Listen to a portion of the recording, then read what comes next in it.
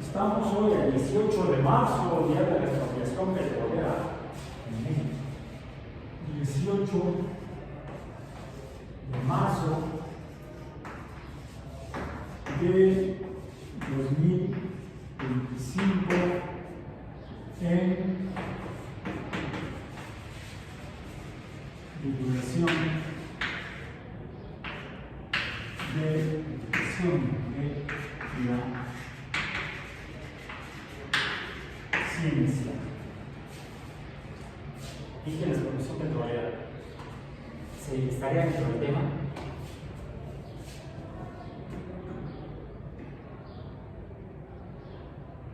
¿Qué hizo Lázaro Cárdenas después de decretar la expropiación de la industria petrolera extranjera en México?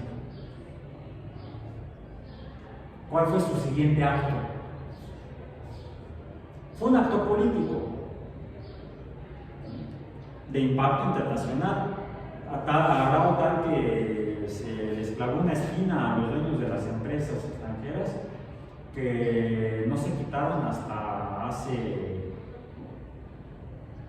como 12 años. ¿Qué creen que hizo Enrique Peña Nieto? Se las regresó. Pero eso se nos secó la gallina de los huevos de oro, dijo el señor. No, la ahorcaron. Bueno, ok, es otro asunto. Pero, ¿qué hizo Lázaro Cárdenas después de decretar la expropiación petrolera? ¿Algo que tenga que ver con ciencia?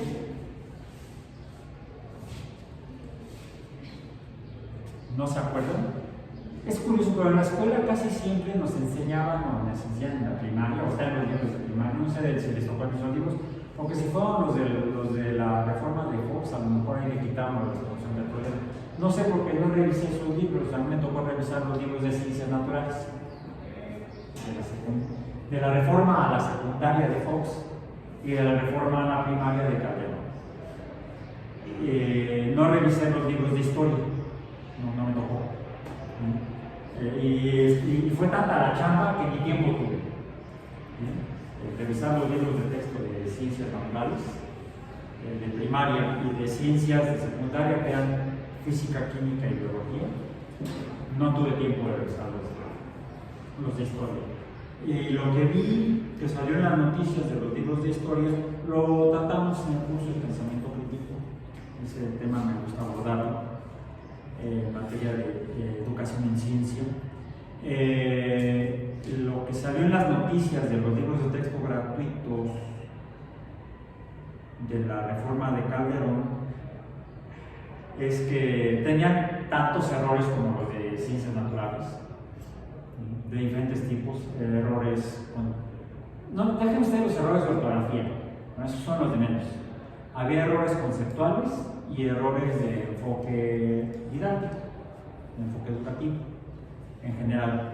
Pero algo que se encontró, no puedo saber, está en primera plana en varios diarios, que me acuerdo muy bien fue en La Jornada, fue que sin tener permiso del titular del derecho de copia y derecho de autor de la imagen, la usaron en el libro de texto de historia y además la modificaron. ¿Han ido al Museo de Antropología en Chapultepec con esta plana? ¿Sí? Y la primera sala es la sala de los orígenes, entrando a la derecha, después del otro. A la derecha donde está la fuente. ¿Y qué hay a la entrada? ¿Se acuerdan? No sé de qué es, pero... Hay un mural, una pintura grandota. O sea, está la puerta de cristal y entras y hay un mural y luego el pasillo da a la izquierda para empezar ya a hacer el recorrido. ¿Recuerdan ese mural? ¿No se acuerdan? Pero bueno, les recomiendo que vayan a museo otra vez para que se acuerden. Les voy a recordar el título del mural, se llama Los Orígenes, precisamente. Y representa, según el autor, el maestro Ike, la llegada de los primeros humanos al continente americano a través del paso de Bering. Van vestidos con pieles, llevando sus armas de piedra y madera. Es un pequeño grupo, y se ve a lo lejos lo que sería la estepa americana, no la estepa asiática. Se ve en una parte se ven un poco pastizales muy pequeños, y en otros se ven campos de hielo y nieve. Bueno, esa imagen la usamos sin permiso del maestro de ella, aunque el mural está a resguardo del Instituto Nacional de Antropología e Historia, en el Museo Nacional de Antropología. El titular del derecho de copia y el titular del derecho de autor creo que es el maestro.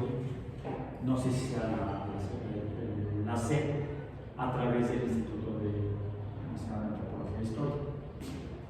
El hecho es que, déjense que lo hayan usado porque finalmente los libros los hace la SEP, la Dirección General de Libros de Texto.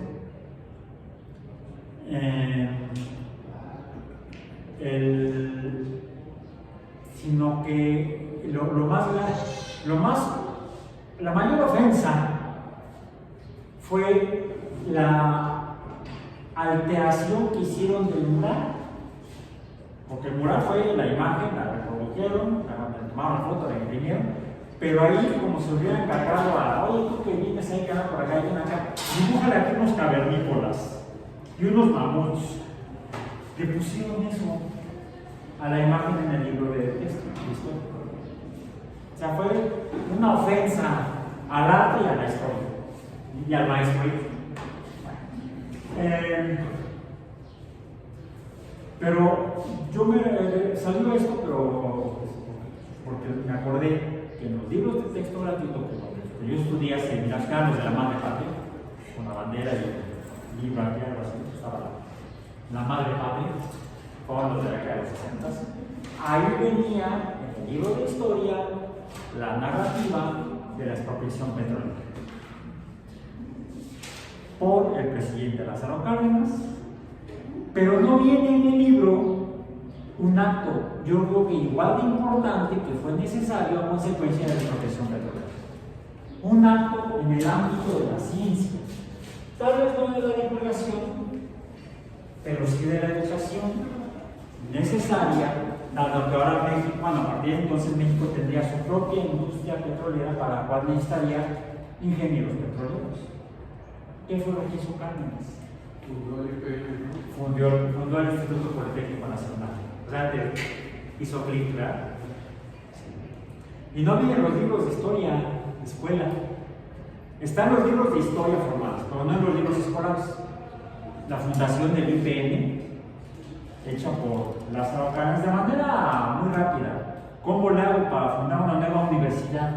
Porque la UNAM, que ya había sido fundada como Universidad Nacional por Porfirio Díaz, y luego se le concedió la autonomía fue en 1929, antes de Cárdenas, se me olvidó el nombre del presidente, pero el rector de la UNAM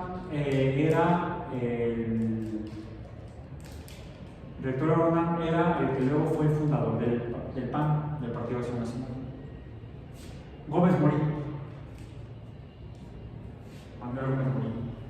Era el rector de la UNAM cuando se le consideró autonomía, de la Universidad Nacional de México cuando se le consideró autonomía por parte del Congreso de la Unión, la Cámara de Diputados. Ahí está la ley. Y a partir de entonces surge la Universidad Nacional Autónoma de México, en la cual formalmente, de manera formal, no había una gran área para la formación profesional de ingenieros petroleros. Sí salían ingenieros que se dedicaban a la industria del petróleo, pero no era así como que una de importancia nacional, porque la mayoría de las empresas grandes eran extranjeras, inglesas, holandesas, gringas, pero no mexicanas. Entonces, en el contexto de los conflictos que había entonces, la Gran Depresión, los antecedentes a la Segunda Guerra Mundial, mundial, causada por la necesidad de los países de conseguir petróleo, es que hay presiones sobre el gobierno mexicano, hay presiones sobre la sociedad mexicana, y entonces las aguacatas decretan la expropiación de la industria petrolera extranjera en México. Y oh caray, ahora entonces las empresas petroleras se llevaron a sus ingenieros, y ahora ¿qué tenemos ahí? Refinerías y plantas y no sé tanto. ¿Y cómo los vamos a hacer funcionar? De volada formemos ingenieros. Lo que hizo fue tomar escuelas que había dependientes del gobierno y las fusionó bajo la estructura administrativa de un instituto nacional, una universidad nacional llamada Instituto Politécnico. La técnica al servicio de la patria es el lema nacional en México. La técnica al servicio de la patria. Lázaro Cárdenas era un general surgido de la revolución, ni siquiera un general salido del colegio militar, hasta donde sé. Igual puedo ser equivocado, tengo que revisar eso. Pero más que la técnica sería la tecnología petrolera. Y la tecnología, a diferencia de la técnica, ¿cuál es la base de la tecnología? ¿O cuál es una de las bases más importantes para el desarrollo tecnológico? La ciencia. Y con el tiempo, de hecho muy pronto, el Politécnico, el IPN, realiza tareas de divulgación. De hecho, tiene varios productos de divulgación y a lo largo de las décadas han hecho mucho trabajo de divulgación, tanto en medios impresos como en medios electrónicos, principalmente televisión. Aunque tiene una estación de radio que había sido prácticamente abandonada. ¿La conocen? ¿No? Sí conocen y han escuchado, al menos hablar de, no sé si la estación directamente, Radio UNAM, muy popular, muy conocido. ¿Sabían que el Politécnico tiene una estación de radio? Sí, tiene una estación de radio. Radio IPN. La UNAM, sí. A ver, Radio UNAM. Radio IPN. La de la UNAM, ¿cómo se llama? Sí. Nada más por dar la contra al revés. En lugar de Radio UNAM, es UNAM Radio. ¿La han escuchado? Sí. Bueno, ya la tocamos en la primera semana, creo que lo tocamos, ¿no? Cuando hablamos mencionamos las 3 estaciones de radio. No se acordaban que la mencionamos. Porque la conocen y no. Si ahora habíamos mencionado hace 5 semanas. ¿Bien? 6, estamos en la semana 6 ya. ¿Sí?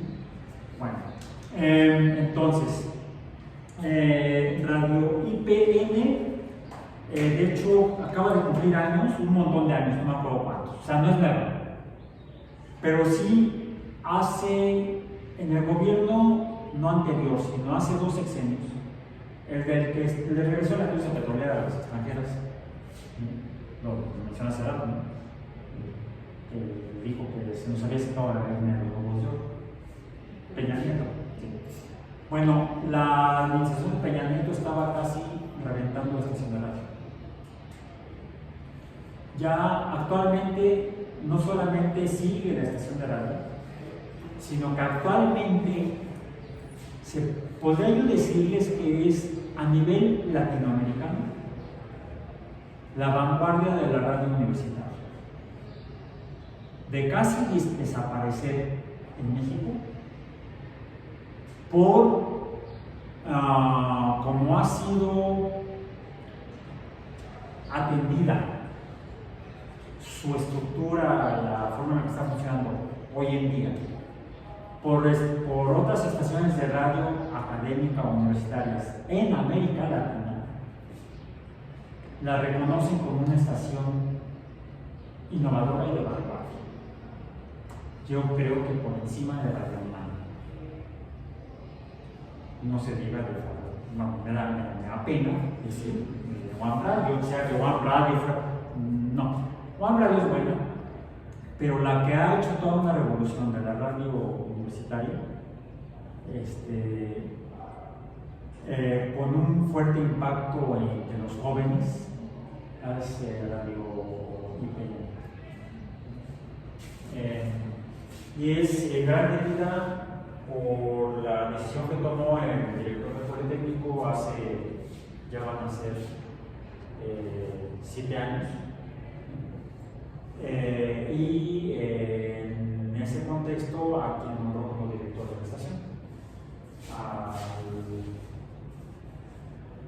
No sé si ya se graduó, si es así, entonces ya sería el maestro de Campus.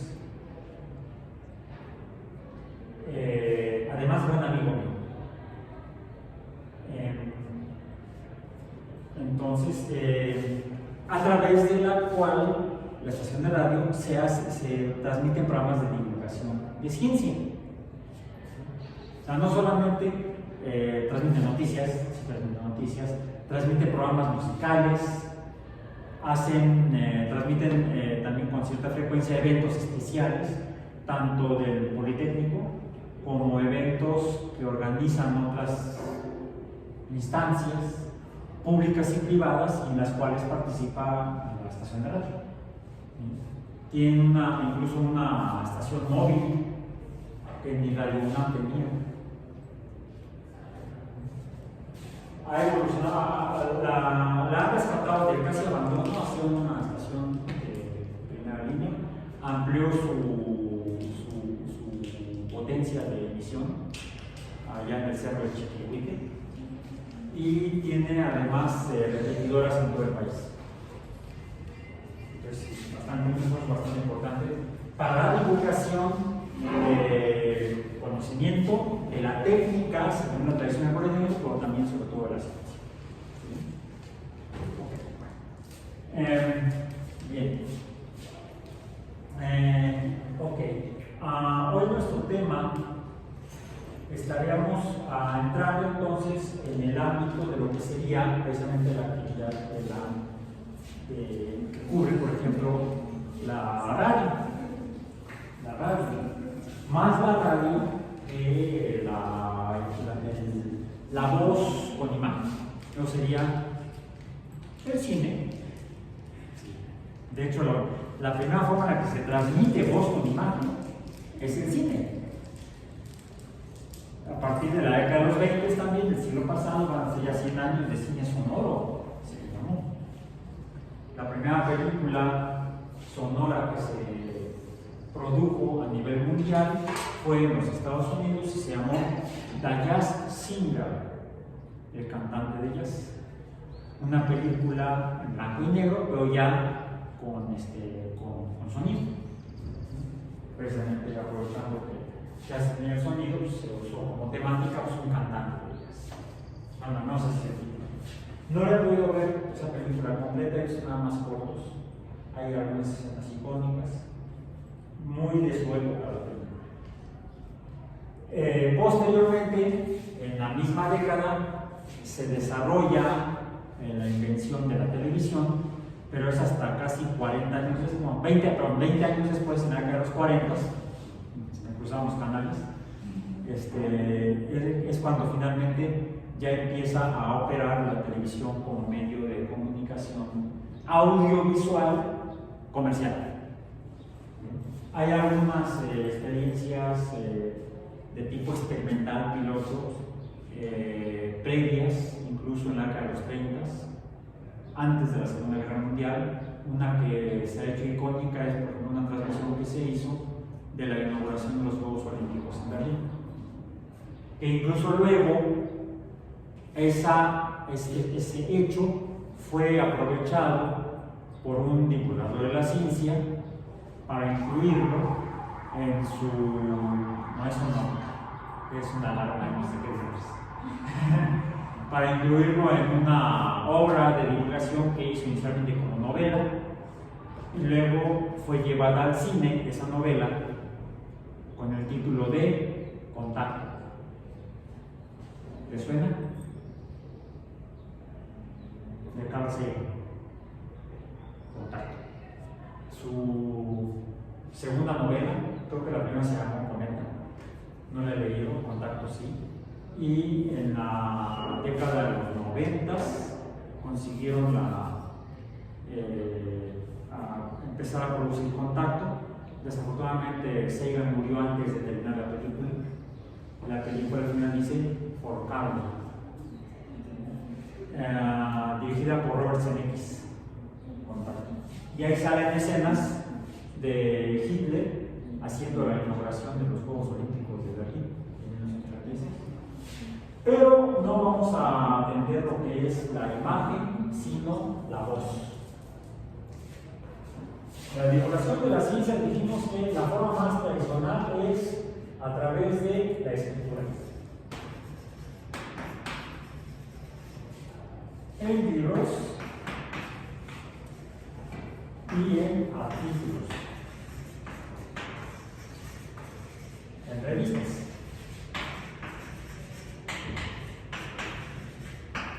Ya de eso hemos hablado bastante. Mencionamos que la escritura también se puede usar para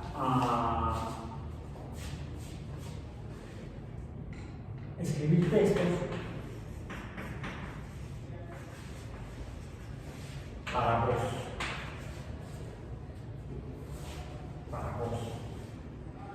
No de usted, no de voz, sino de voz, sonido,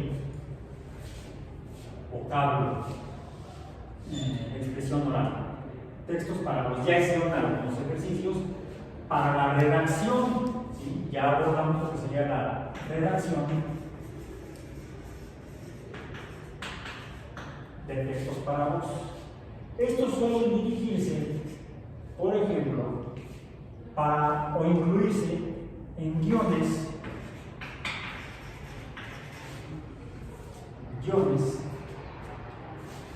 Lo más tradicional es, por ejemplo, para radio. Hay otra estructura que se usa, por ejemplo, para la radio, que es el guión. Les mencioné que es equivalente a la escritura, en su forma, en su estructura textual, es como las novelas o los textos o las obras de teatro escritas por los autores de teatro desde, por ejemplo, Shakespeare en inglés. En español, pues, algunos autores del siglo de oro en España, en la lengua hispánica, escribieron formalmente obras de teatro. Y la estructura de los guiones es similar a la de las obras de teatro. Vamos a poner aquí, por ejemplo, sí, vamos a poner teatro.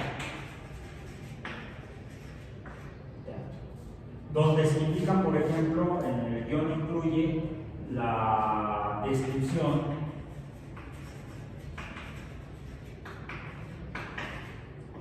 escénica, además de los diálogos. Vamos a poner diálogos y monólogos. Pongo o monólogos porque hay obras de teatro que son monólogos. Las representa una sola persona, actor o actriz. Clásicas, yo recuerdo, por ejemplo, una que se llama El diario de un loco. Es una obra clásica de teatro que es un monólogo. Hubo un actor mexicano que la presentó, sobre todo en la década de los 60 y 70, no pude ver esa obra, desafortunadamente se me fue. Y solamente en México la presentó a un actor, la de El diario de un loco. El actor se llamaba Carlos Ancira. Vi un fragmento de su representación en la televisión. Una representación brutal. Y me quedé con ganas de ver la obra porque se murió. Y nadie más la ha puesto en México. Hay otra que desafortunadamente creo que ya fue la última puesta en escena por parte del autor, que es una obra, el autor del Diario de un Loco, no recuerdo quién es, Google, Diario de un Loco. El autor creo que es un ruso, la obra original creo que es rusa.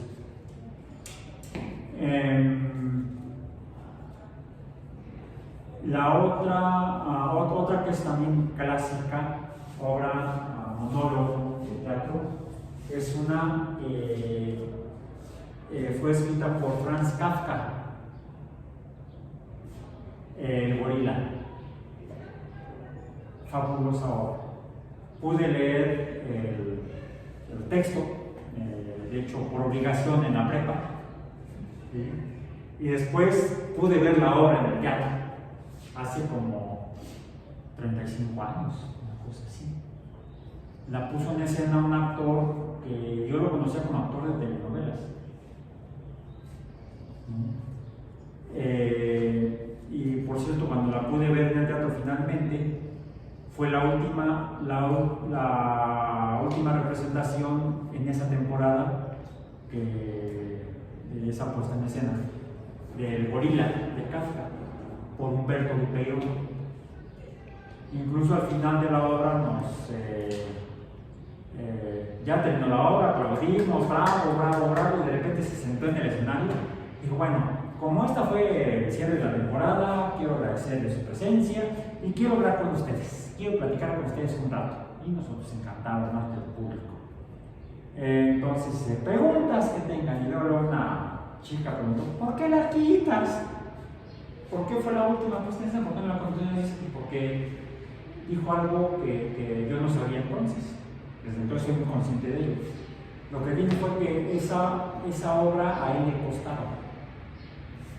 Esa puesta en escena rentaba el teatro. Y no era un teatro muy grande aquí en la Ciudad de México. Era el teatro libanés, en aquella ocasión. ¿Y cómo?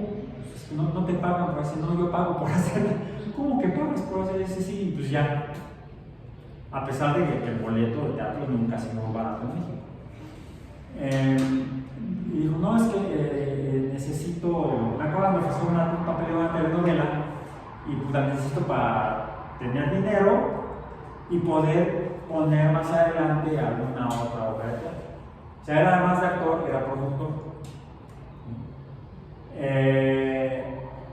Recientemente, hace creo que fue la semana pasada, me enteré que ya finalmente Humberto Dupeirón, quien todavía vive, hizo su última representación, anunció que ya iba a ser su última temporada y la última representación con la cual cerró la temporada del gorila, porque pues, desafortunadamente por la edad y no sé si en algún otro asunto está en la obra de teatro del gorila, el gorila sale a escena así, recreando una pierna, y explica por qué. Estimados académicos, algo así empieza la obra, y más o menos así habla el gorila. Dice que renguea porque es consecuencia de una herida producida por un cazador. Bueno, actualmente, en las últimas puestas en escena, me di cuenta que Humberto Dupeirón está en silla de ruedas. Esos cazadores son unos infelices. Si no está en silla de ruedas, entonces ya parece que se retira, al menos de teatro. Es una obra fabulosa, yo la leí y cuando la vi me enamoré de la obra. Yo dije, yo cuando sea grande quiero ser así. Pero pues no, me dedico a otra cosa diferente. No, formalmente sí, aunque tuve la oportunidad de estudiar teatro, la prepa, pues no, mi negocio es la ciencia. Y a veces algo leo al teatro, pero es diferente. Entonces, es por eso que pongo monólogos y o diálogos. Los diálogos son, en los más convencionales obras de teatro, salen varios personajes a escena y hablan entre ellos, Pueden ser obras que son diálogos, dos actores, o pueden ser toda una tropa de actores en el escenario, ¿sí? Y muchas veces hay fragmentos en los cuales algún personaje habla solo, ya sea hablando consigo mismo, o imaginando, o en una ensoñación, o a veces se dirige al público en un fragmento dentro de una obra mayor, donde ese fragmento corresponde a un monólogo. Muchos son diálogos, y en ocasiones hay lo que podemos llamar coloquios. Un coloquio ya es una charla entre más de dos personas. Entonces, por ejemplo, ya no hablamos de monólogo, diálogo, tetrálogo, polílogo, no, se le llamamos coloquio. Después que lo pongo así. Las obras de teatro describen cómo es el escenario, cómo es la escena, cómo es el vestuario, no lo especifico, pero también cómo van vestidos los personajes, cómo están representados los personajes, y cuál es incluso su apariencia física. Muchas veces no solamente cuál es su apariencia física, sino cuál es su personalidad. Eso también suele incluirse en los guiones para obras que surgen en el siglo XX, como el cine. Un guión para cine tiene todo un montón de detalles. Por eso es que escribir tanto obras de teatro como escribir guiones es para locos como los del diario. O gente que tiene realmente vocación. Uno de los premios que dan, por ejemplo, Oscars, de las academias de cine, en diferentes lugares donde existe, que menos reconoce la gente, pero que más debería ser valorado, es el de los guionistas. Literalmente, sin ellos no hay obra. Más allá de que a veces los guiones se escriben sobre otras obras, sobre novelas, historias reales, etc.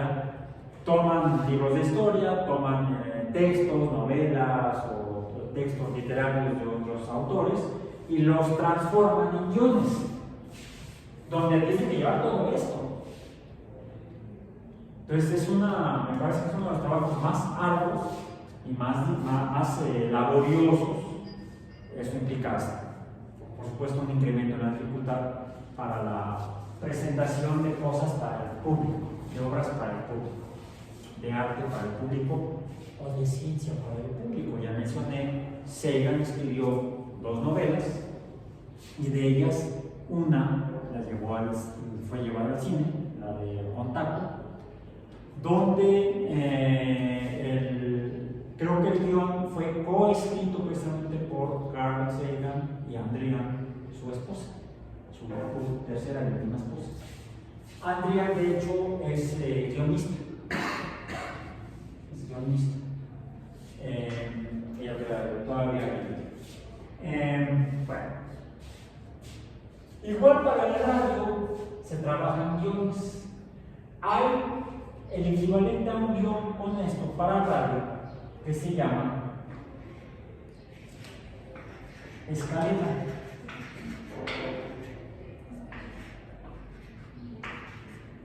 Que equivale a esto,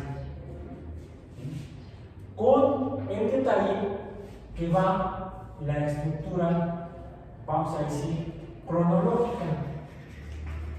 Lleva cronología. La escaleta lleva una descripción cronológica y lleva algunos textos párrafos. Por ejemplo, y también la musicalización.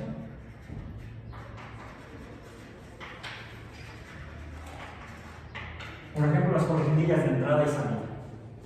Estos son los típicos detalles que van adicionales a lo que sería un guión. ¿Sí? Porque en un guión, por ejemplo, para cine, Tal vez se han fijado pueden haberse fijado que en algunas películas, en los inicios, algunos empiezan en silencio o solamente se oyen voces. No hay lo que sería equivalente a una cortinilla que suele incluir algún tipo de musicalización, sea solamente el componente musical de manera formal, es decir, la instrumental sea con uno o varios instrumentos, ahí hablaremos de instrumental u orquestal, o incluso puede ser música acompañada de voz, canciones. No es lo más frecuente, pero sí algunos productores y directores y guionistas, para darle un cierto impacto al inicio de la obra cinematográfica, no hay nada más desconcertante que el silencio o la ausencia de la tradicional música de entrada. Aún en grandes películas, que pueden ser muy originales en otros contextos, son muy convencionales en el hecho de que empiezan la imagen y luego el sonido musical. Una de ellas, que es impactante, película de divulgación de ciencia a través de ciencia ficción, por ejemplo, es la de 2001, Odisea en el espacio. No solamente empieza con una escena muy impresionante, sino con la música. ¿Cuál es? No recuerdo el nombre. Así hablaba Zaratustra. Es impactante. Es impactante. Pero revisen películas y fíjense en el inicio. A veces es interesante entrar al cine o ver programas de televisión. En la televisión es poco común, es más frecuente este tipo de rupturas de esquemas convencionales en el cine que en la televisión. En la televisión casi siempre hay una cortinilla en la presentación del programa, no importa la temática del programa, casi todos llevan cortinillas. Yo no recuerdo ninguno que empiece con silencio, toda película sí. Y es interesante entrar al cine, y esto se lo debo a mi hija, el entrar al cine a ver una película no como espectador, ni siquiera como crítico, sino como analista. Vamos a decir, con un enfoque tipo científico, vamos a decir. A ver, ¿cómo la hicieron? Hagamos un análisis, empezamos a cortar pedazos. El problema en el cine es que es multisensorial. Y el cine así es. Lo que es difícil en el teatro. En el teatro es difícil porque está muy limitado tecnológicamente. Ok. Pero algo que sí suelen tener todos, hasta hace poco, es que las obras, sean teatro, bueno, hablar es inevitable, teatro, televisión, cine, es que todas estas llevan voz. Es divulgación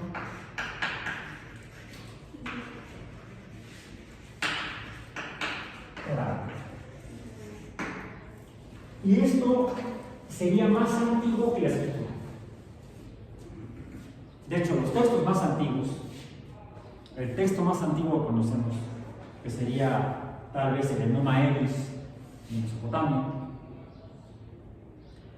pues en realidad lo que hace esos textos recogen lo que se entiende que fue una tradición de comunicación oral, de historias quizá reales, pero ya con mucho contenido de cada quien le ponía de su cosecha cada vez que lo narraba al hijo o a los nietos o a las nietas, ¿sí? Un tanto como el teléfono es como este. Entonces, la comunicación oral es anterior a la escritura, pero la invención de la escritura, y ya en este contexto, se convierte en una herramienta muy poderosa para mejorar la comunicación oral. ya no es tan espontáneo. A ver si les dije aquí improvisar. Y es lo que vamos a hacer el día de hoy. Estamos empezando nuestra semana 6, hoy 18 de marzo, sesión 11 y cuarta unidad del programa. Divulgación oral de la ciencia. Y vamos a comenzar con la improvisación, que sería hablar de algo que de repente te preguntan. Vas caminando por la calle y llega un equipo con micrófono, imaginas como una cámara, pero a veces te sorprendes hasta con la cámara, y ahora desde que están los celulares hasta con el microfonito ese de que compras el Oxxo y el celular del Oxxo. Y te llegan para el canal de YouTube de fulanito de tal, ¿qué opinas de? La típica pregunta de siempre. ¿Qué opinas de? Divulgación oral.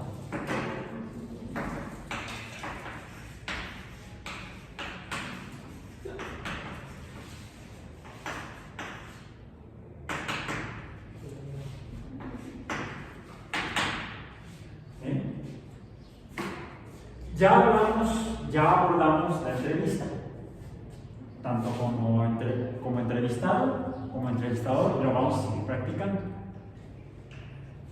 Primera recomendación de mi parte: no lo usen. Evítenlo como la peste negra.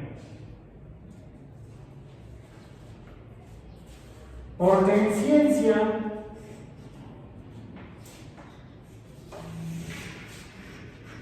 la opinión no vale. La opinión no vale.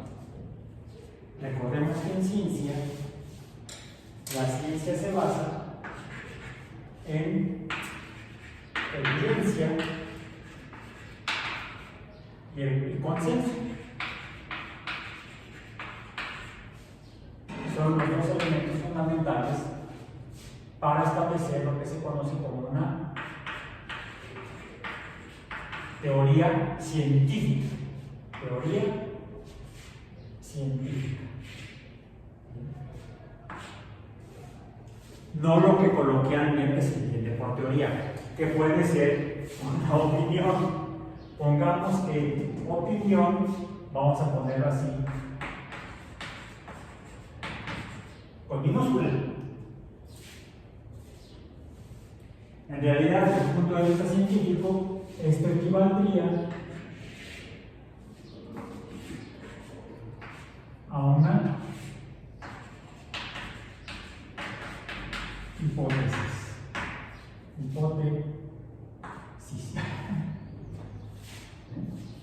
Desde un punto de vista científico, una teoría coloquial es una hipótesis.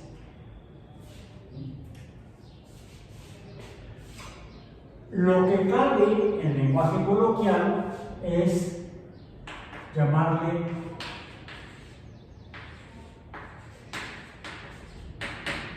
en la comunicación con la gente que no tiene formación científica formal.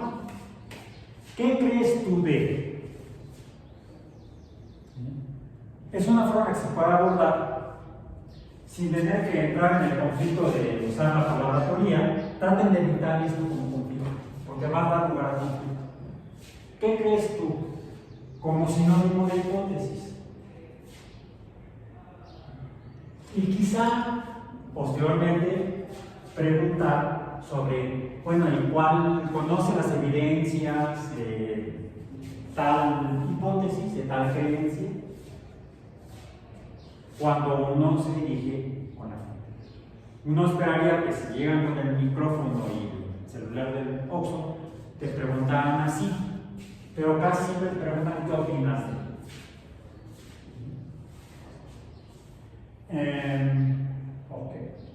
Eso cuando te abordan. Cuando respondes, esto te obliga, este tipo de pregunta, te lleva a tener que improvisar una respuesta. Y para no morir de vergüenza cuando resulta que te grabaron y sales al aire y te dicen, oye, te escuché en la radio o te escuché en el podcast y te quiste, trágame tierra. Entonces, mucho cuidado con eso. Tómense 3 segundos antes de responder. Es algo que normalmente, fuera del ámbito de la ciencia, la gente no conoce y no tiene por qué conocer.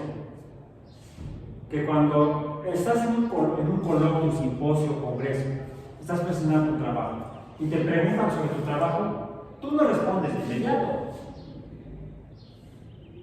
A veces no te vas a ver tus resultados cuando estás en tu cartera. A menos que te sepas la respuesta de inmediato de lo que te están preguntando, de algo muy específico. Pero cuando te cuestionan tu trabajo experimental, sueles pensar antes de responder. Y eso te toma por lo menos 3 segundos. Entonces, antes de improvisar, hay que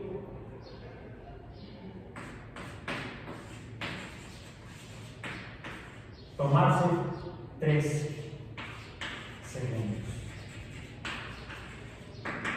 antes de meterlo hasta acá. Ser el libro en público. Vamos a, tomando esto en consideración, algo más que debemos considerar es que, como dicen por ahí, si vas a responder, responde con seguridad. Así sea una pendeja lo que digas. Dila con seguridad. No titubees. Muestra dominio, que lo tengas realmente. Es decir, hay que aprender para no morir en el ridículo público.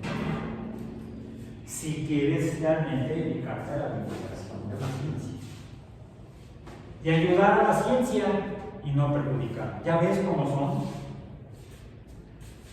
Incluso puede suceder cuando le preguntan a alguien profesional de la ciencia sobre algún tema que sea de su dominio o que, si no sea de su dominio, sí sea de su responsabilidad. Por ejemplo, cuando está en algún cargo ante la sociedad, algún cargo en una empresa, donde ustedes son los responsables del producto que está sacando la empresa, con base en un producto, con base en ciencia. Por ejemplo, uno de mis hermanos, trabajó muchos años, ya se ha jubilado, pero trabajó como en la industria farmacéutica como representante médico inicialmente, pero luego pasó a ser el simple representante médico que llevaba los medicamentos a los médicos, a los consultorios, a llevar a cabo la labor de presentarle a los hospitales y a los grupos de médicos, no en los consultorios, sino en los congresos, los simposios de medicina, los nuevos productos de los laboratorios para X tratamientos. Incluso terminó dándoles conferencias y hasta a veces pequeños cursos, pequeñas clases para el uso de medicamentos en asociaciones médicas y en lugares correspondientes, por ejemplo, en grandes hospitales. Entonces, no, aunque parecería una labor de tipo educativo, no. Lo que estaba haciendo era, estaba vendiendo el medicamento de laboratorio. Y la divulgación es semejante a la publicidad. Pero a diferencia de la publicidad, sale del anuncio tradicional de la televisión o de radio o lo que sea, tiene que ser un mensaje más directo. Y además, la ciencia debe estar basada en evidencia y consenso. Se supone que es veraz, porque está basado en ciencia. Entonces, hay que llegar a hacer ese trabajo. Aunque no sea formalmente divulgación, tiene los elementos de la divulgación. entre la divulgación y la educación. Porque no educar a los médicos, su labor no era educar a los médicos, era sí, enseñarles las virtudes del producto. Tiene un componente educativo, pero lo que está haciendo es enviar un mensaje, dar información. Decíamos que el objetivo de la divulgación es dar información a la gente, le sea necesaria, útil o no. En el caso de los médicos, respecto a los fármacos, pues sí es necesario que sepan eso. Es información necesaria, no solo útil. Pero tiene una estructura similar a la divulgación, lo que sería la difusión para fines comerciales de productos. A veces no son fines comerciales, a veces pueden ser fines de importancia de salud pública, como lo que estuvo haciendo por casi un año, si no es que no recuerdo cuántas conferencias dio, que era subsecretario de salud en ese año pasado, durante la pandemia. Esas conferencias de la tarde, ¿qué eran? Aunque sí se daban noticias, mucho de lo que hacía el personal médico ahí, encabezado por el subsecretario, era divulgación. No era educativo, no era comunicación entre pares. ¿Dónde queda? En la divulgación. Y con gusto lo vamos a explicar. Se necesita hacer contacto. Y vamos a hacer en 20-25 minutos un ejercicio para contacto público, que es tradicional en la educación para el teatro y que nos ayuda a la improvisación. Dejo aquí la grabación y procedemos al ejercicio. De hecho, son 2 ejercicios.